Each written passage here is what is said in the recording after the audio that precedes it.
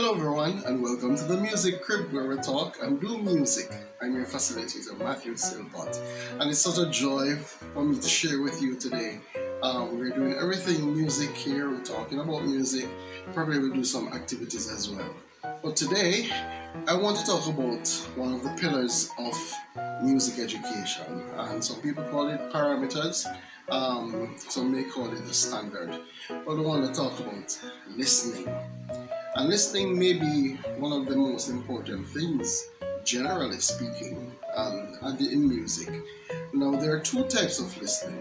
You may have passive listening or active listening. So, passive listening comes like, you're doing dishes, just want some mood music, or you're having dinner, or whatever it is, working out, and you just need some music in the background to give you a little oomph or a little motivation. That may be passive listening, because you're not really paying attention in detail to what is happening. You just know that there's a mood that's being set, whatever you're doing is being complemented by music, whether it be instrumental or vocal. Now, active music listening is when you are really in tune to what is happening. So there are specific things that you're listening for when you're actively listening. And so there are several things that we speak about in education. We talk about cognitive, psychomotor, and affective. So cognitive perhaps is anything that is concrete. As we speak about the mental knowledge. Psychomotor would perhaps be your skill building in the tactile stuff, and the affective is deal with moods and emotions. So that may be a part. In fact, we use all three in listening, and they may be running simultaneously or not. So, what do we listen for when we're listening to music or actively listening to music? Here are some tips. One, you perhaps want to listen for the melody or the tune.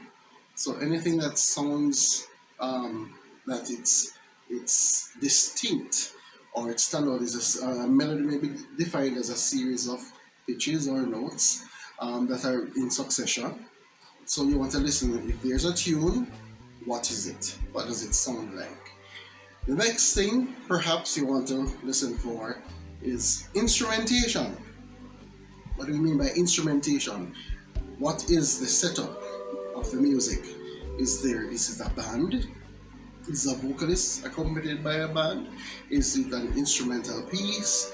What is the instrumentation? So for example, if you're hearing bass and drum and piano, or you're hearing 4-part harmonies unaccompanied, and so forth. If it's a duet with just a guitar accompaniment, what is it? So you listen for instrumentation. The next thing perhaps you want to listen for is the rhythm.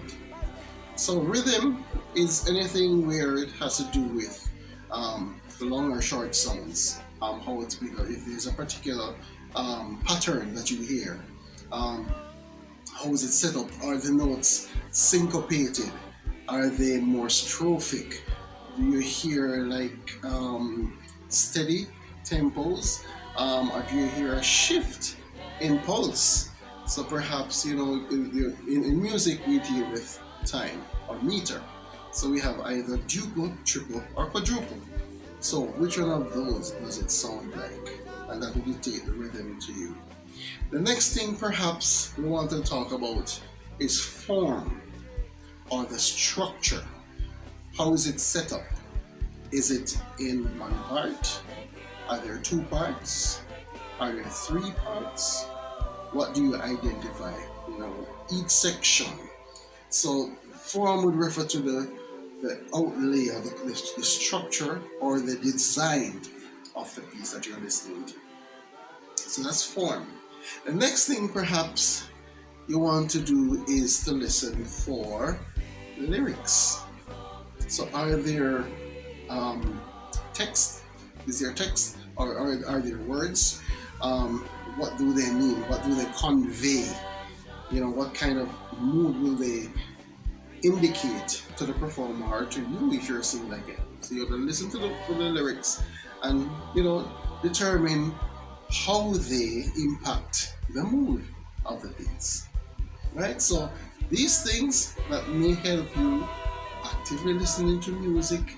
Also, perhaps one more thing, well, tempo comes on the rhythm, so you can also listen for that again, whether is it fast or slow, but it also goes hand in hand with rhythm. So we want to listen for melody, we want to listen for instrumentation, we want to listen for um, form or structure, we want to listen for rhythm, we also want to listen for instrumentation. Right? So have fun when you listen. Um, be a little more active in your listening when you're doing mood music and these types of things. And see if you can identify any of these elements that I've discussed here. So have fun learning music and all the best. Perhaps we'll do next time some activities that involve listening and quizzing you. Alright, all good. All the best. Thank you.